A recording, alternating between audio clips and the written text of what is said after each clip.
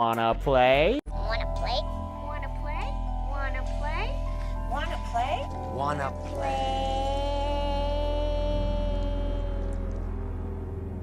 Hey everybody, welcome back to Wanna Play. My name is James McKenna, and today my film teacher, Mr. Ciccarelli, who I actually credited as an executive producer in Crow's Nest 2, he's coming back around. Crow's Nest Vengeance, by the way, coming real soon. He let me use his green screen room in school, so now I'm filming this video here with the green screen. And what we're doing today is we're doing the top 10 greatest masks in horror history. Now I was looking through a bunch of the top 10 lists that I have on my notes app, and I was thinking to myself, why haven't I done the top 10 horror masks? I've done so many random top 10 videos, but I've just never got around to doing the best horror masks, so I decided that's what we're going to do today. So without any further ado, let's get straight into them.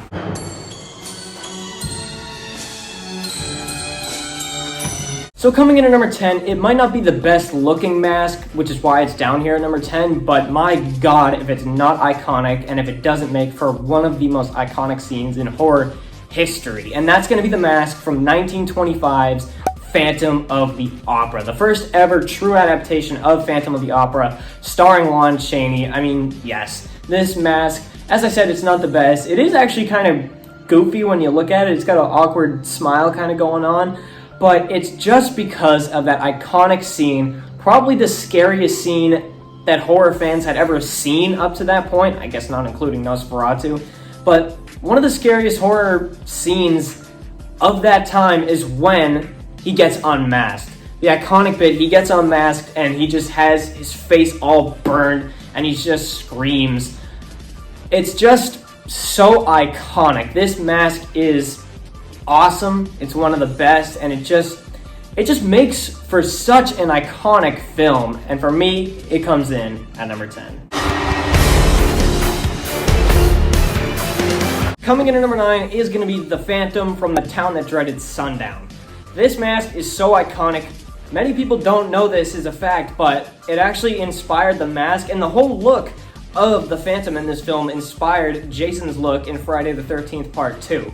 It's great. It's just these big blue overalls, and then the mask is awesome. It's just pretty much just a sack over this guy's head with 2 eye holes cut out. It's really creepy. It makes for some awesome shots. Some types like Michael Myers shots where he's kind of coming out of the shadows and all you see is his white mask. This mask is awesome. It's another one that's pretty underrated in a pretty underrated film for its time, and another one that I feel like belongs on the list. So for me, at number 9 is going to be the Phantom from The Town That Dreaded Sundown.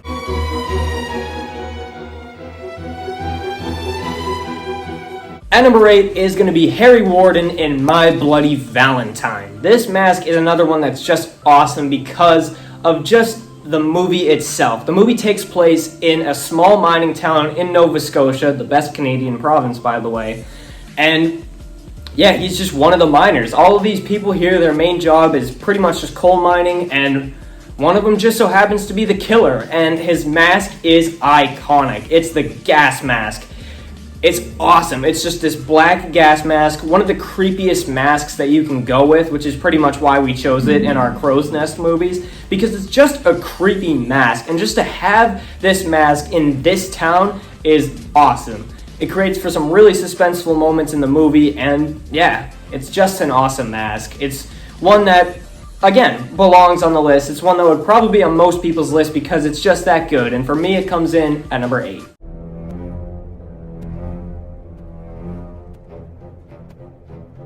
At number 7 is going to be the mask in Predator.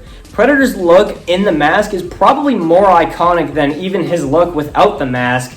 And his look without the mask is where you get the most iconic line in the entire freaking Predator franchise. But this mask is just awesome. It's one that you really can't blast through. That's why he chose this mask. It's pretty much indestructible, made out of solid steel, and it just looks awesome. It's the only freaking horror masks that comes with dreadlocks. Like, hell yeah. That just adds so much to the Predator's look, and just the Predator's look as a whole is just so cool. His just pretty much indestructible suit, complete with his awesome mask. It's the best look in every single one of those Predator films. No matter how bad they can get, the Predator's look is always awesome. So for me, the mask in Predator comes in at number 7.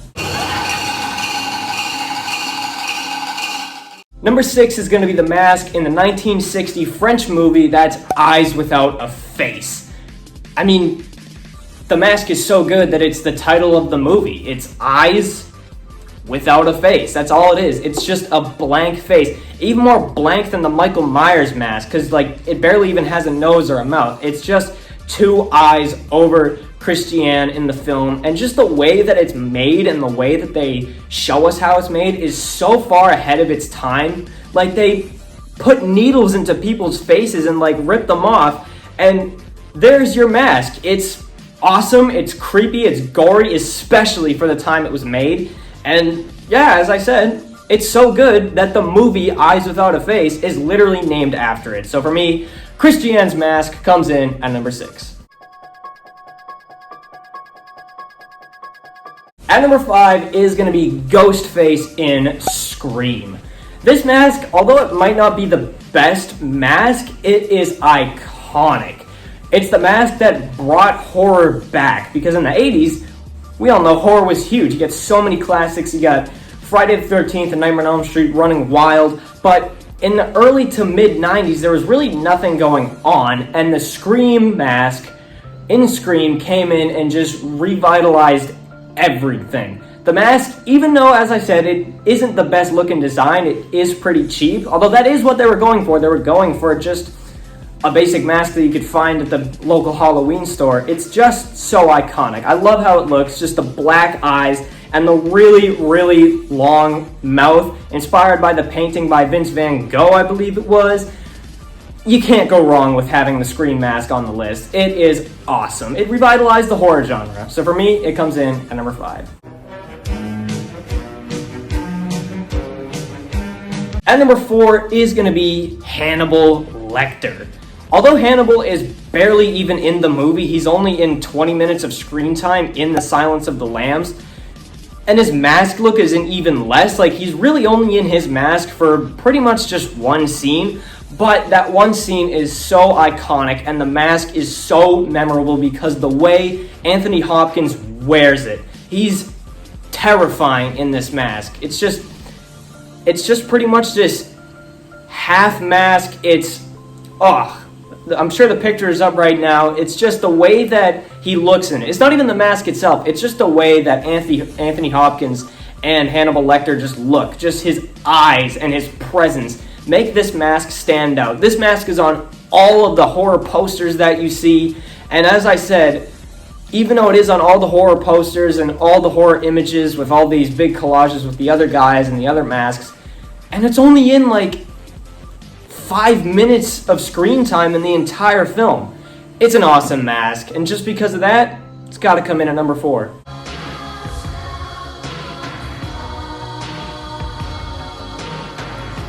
So coming in at number 3 is going to be Leatherface in the Texas Chainsaw Massacre. Now, pretty much all of Leatherface's masks are good, except for the Next Generation, you know, the one that he joins the Illuminati.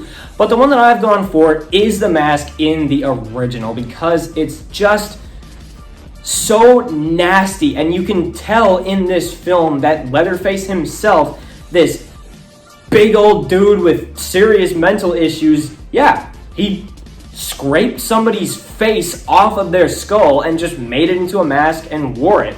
Some of the other ones, it looks like, you know, maybe one of the other Sawyer family members made it, but no, this one looks like this just big mentally challenged dude stitched together a guy's face and just put it on himself. It's awesome. It's terrifying. Of course, the scene that I always talk about when talking about this film, the scene where the guy, he opens the door and Leatherface is there and he bashes him with the hammer. That would not be nearly as iconic as it is if it wasn't for the mask completing it. It's awesome. And for me, it comes in at number 3. So coming in at number 2 is Michael Myers. Now, Michael Myers, I'll be honest, I actually prefer this mask to my number 1 pick. It's just my number 1 pick is so iconic that it has to be at that spot. But Michael Myers' mask is it's just the best. Just this blank slate. That's all it is. It shows no emotion, at least in that first film. Yes, it gets pretty bad with stuff like 4 and 5 and Resurrection and H2O, but just that original mask and the new masks in 2018 and Kills are just so awesome. It perfectly captures the description that Dr. Loomis gave. Just this blank, pale, emotionless face with the blackest eyes, the devil's eyes, and it's just awesome. It makes for so many good shots in that film. Of course, you always think about the shot where he appears, he comes out of the shadows behind Laurie Strode. So iconic. It is just an awesome, terrifying mask that they pretty much made by accident, but I mean, oh my god. It's my favorite mask, although it is not the best, and it comes in at number 2.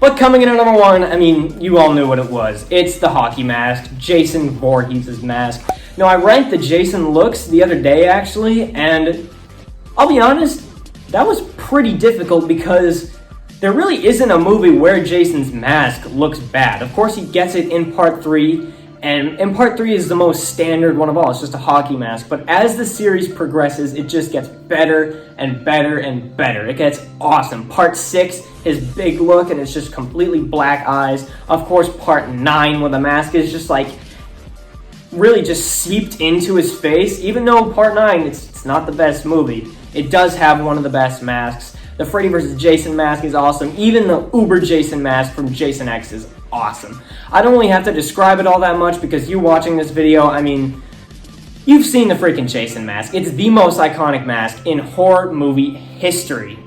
I mean, of course it is. And for me, it comes in at number 1. So thank you for watching my ranking on the top 10 greatest masks in horror movie history. Let me know what you thought about this list in the comments, and also let me know your list of your 10 favorite masks in the comments down below. Once again, big thank you to Mr. Ciccarelli and my high school for allowing me to do this, kind of. But yeah, this is fun. This is a fun shoot. It was a fun list. And as I said, let me know what you think about it. But thank you for watching this video. You can follow me on Instagram. It's at James from Wanna Play. And you can also subscribe to this channel if you would like to. But you don't have to, though. But thank you for watching this video anyways. Goodbye and good night. Bang!